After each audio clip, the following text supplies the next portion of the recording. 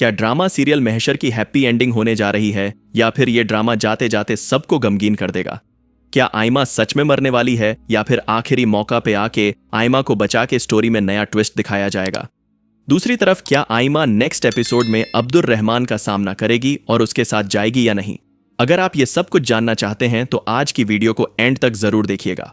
और अगर अभी तक चैनल को सब्सक्राइब नहीं किया तो जरूर कर लें ताकि इस तरह की कोई भी वीडियो आप मिस न करें। तो जैसा कि नेक्स्ट एपिसोड में हम देखेंगे कि अब्दुल रहमान अब्दुल्ला की बात सुनकर यह फैसला करता है कि हम सब लोग हवेली जाएंगे क्योंकि आयमा हवेली में ही होगी और कहीं नहीं जा सकती। इस वजह से अब्दुल रहमान अपनी पूरी फैमिली को लेकर आयमा के पीछे हवेली जाता है ताकि वहां जाकर वो आयमा को वापस ले आ सके। दूसरी तरफ आयमा जो हवेली में मौजूद है वो इस चीज से मानी को अच्छे तरीके से आगाह कर देती है कि वो अब्दुल रहमान से ना तो मिलना चाहती है और ना ही उसके साथ जाना चाहती है, और इसलिए मुझे इस सिलसिले में तुम्हारी हेल्प चाहिए होगी।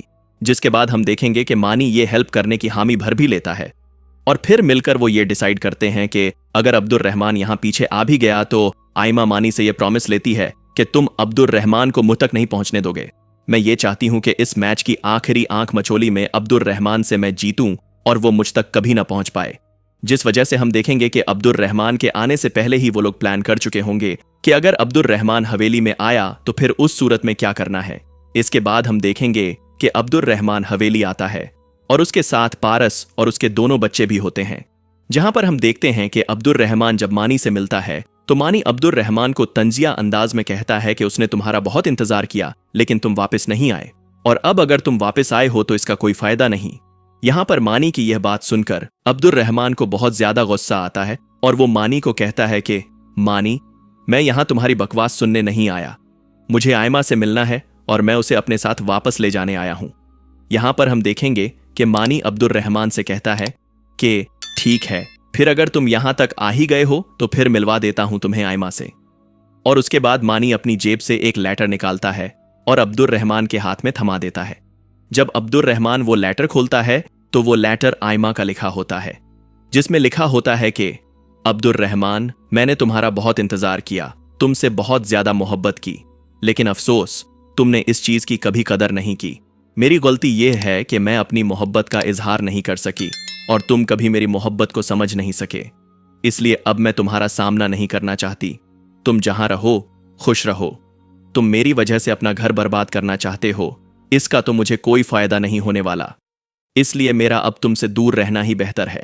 बस मैं तुमसे एक चीज चाहती हूं कि अब्दुल्लाह का तुम ख्याल रखना, उसे इतना प्यार देना कि उसको कभी मेरी कमी महसूस ना हो। बस इससे ज्यादा और कुछ नहीं चाहती मैं तुमसे।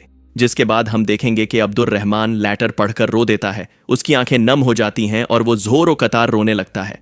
वहां पर बैठा हुआ मानी अब्दुल रहमान को तंजिया अंदाज में कहता है, काश अब्दुल रहमान, तुमने आयमा को पहले समझा होता, उसकी फीलिंग्स, उसकी मोहब्बत को समझा होता, उसकी कदर की होती तो शायद हमें आज ये दिन न देखना पड़ता।